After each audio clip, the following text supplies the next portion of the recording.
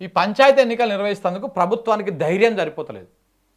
పంచాయతీ ఎన్నికలు నిర్వహిస్తేందుకు ప్రభుత్వానికి ధైర్యం సరిపోతలేదు. అసలు నిర్వహించాలనా వద్దా, ఇప్పుడు పెడితే ఏంది పరిస్థితి, పెట్టకపోతే ఏంది. ఎందుకంటే రైతు భరోసా రాకపాయే, పింఛన్లు పెరగకపాయే, మహిళలకు 2,500 రూపాయలు రాకపాయే, గ్యాస్ సిలిండర్ అంతంత మాత్రమేనా, ఉచిత కరెంటు ఏదైతే ఉన్నదో గృహజ్యోతి కింద ఆ ఉచిత కరెంటు ఊర్లో 10 మందికి వస్తే మహా ఎక్కువ లెక్క. సో ఇట్లా అంతా కూడా ఒక నెగిటివ్ బాగా నిండి ఉన్నది. ప్రధానంగా తెలంగాణ రైతాంగం తీవ్రమైనటువంటి ఆక్రోశంతో, కోపంతో రేవంత్ రెడ్డి సర్కార్ మీద ఉన్నది. వ్యతిరేకత కాదు, వ్యతిరేకత అసంతృప్తి కాదు, అది మించిపోయింది. కోపం, ఆక్రోశం, పగ పెంచేసుకున్నారు రేవంత్ రెడ్డి మీద తెలంగాణ రైతులు. పగ పెంచుకోవడం అంటే ఇంకా దానికి ఇంకొక ఆప్షన్ ఉండదు. చాలా భయంకరంగా ఉండబోతా ఉన్నది తీర్పు.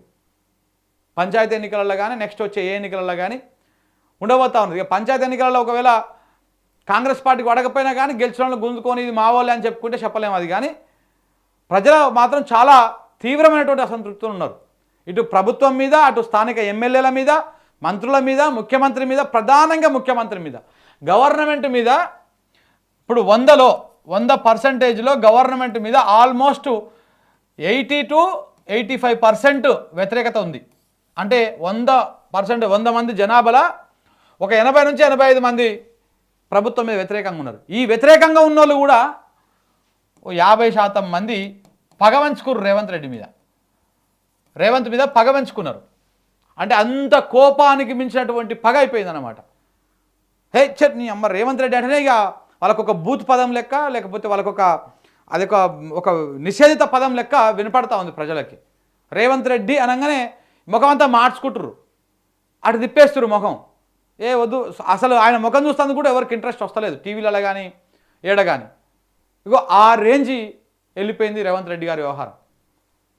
ఇప్పుడు ప్రభుత్వం మీద మొత్తం 100 మందిలో 80 నుంచి 85 మంది ప్రభుత్వం మీద వ్యతిరేకతలు ఉన్నారు. అంటే కాంగ్రెస్ ప్రభుత్వం చెప్పింది వేరు పార్టీ, ప్రభుత్వంలోకి వచ్చినాక వాళ్ళు చేస్తున్నది వేరు. ఆ వ్యతిరేకతతో ఉన్నటువంటి ప్రజలల్లో 50% పైనే కానీ తక్కువైతే కాదు. రేవంత్ రెడ్డి మీద, రేవంత్ రెడ్డి వ్యవహారం మీద కోపం, పగతోటి రగిలిపోతూ ఉన్నారు జనం, రైతులు అందులో ప్రధానంగా. ఎందుకంటే రైతులను ఎన్ని రకాలుగా ఇబ్బంది పెట్టిండు.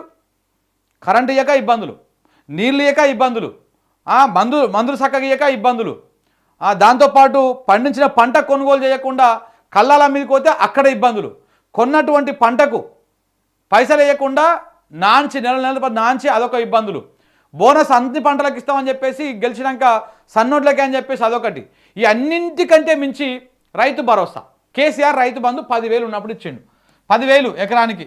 ఇదిగా నువ్వు ఏమున్నా తిన్నా తినకపోయినా సంవత్సరానికి ఎకరానికి 10,000 టంచనగా పడిపోతుండే ఇట్లా. కానీ రేవంత్ రెడ్డి గారు వచ్చినాక 3 సార్లు ఎగ్గొచ్చిండు. 3 సార్లు. కొంతమందికి అయితే మొత్తానికి వచ్చిన కాడ నుంచి అన్నీ ఎగనామాలు పెట్టే తప్ప ఏం లేదు. 2 సార్లు పూర్తి స్థాయిలో ఎగ్గొట్టిండు, ఒకసారి పాక్షికంగా ఎగ్గొట్టిండు. అంటే కొంతమందికి వేసేసి కొంతమందికి వేయనట్టు చేసేసి చేతులు దులుపుకున్నాడు. ఇక రుణమాఫీ అంటారా, రుణమాఫీ కూడా సేమ్ అంతే. 100లో 10 మందికో 5గురికో చేసేసి మేము చేసేసినామని పేపర్లలో 10 సార్లు ప్రకటనలు ఇచ్చుకున్నారు. ఇవన్నీ ప్రజల మైండ్లలో ఉన్నాయి. ఇవి ఒక్కటే కాదు, ముసలోళ్ళ పింఛన్లు 4,000 చేస్తా అన్నాడు, 2 ఏళ్ళు అవుతున్నది, అత్తాలేదు పత్తాలేదు.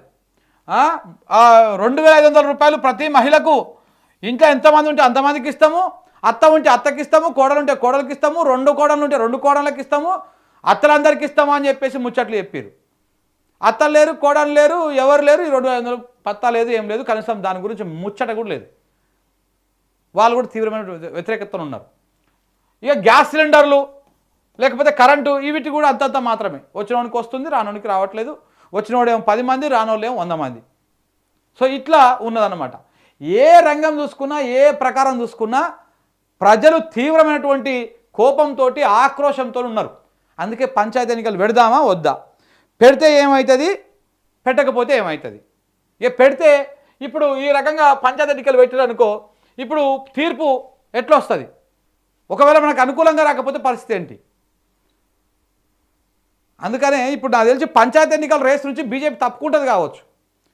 సప్పుడు లేదు, సప్పుడు లేదు. బీజేపీ మొత్తానికి తప్పుకొని సాష్టాంగ నమస్కారం, సాష్టాంగంగా కాంగ్రెస్ పార్టీకి అమ్ముడు పోతుంది కావచ్చు బీజేపీ. సప్పుడు లేదు తెలుసా. ఇట్లా ఉన్నది కథ వాళ్ళది.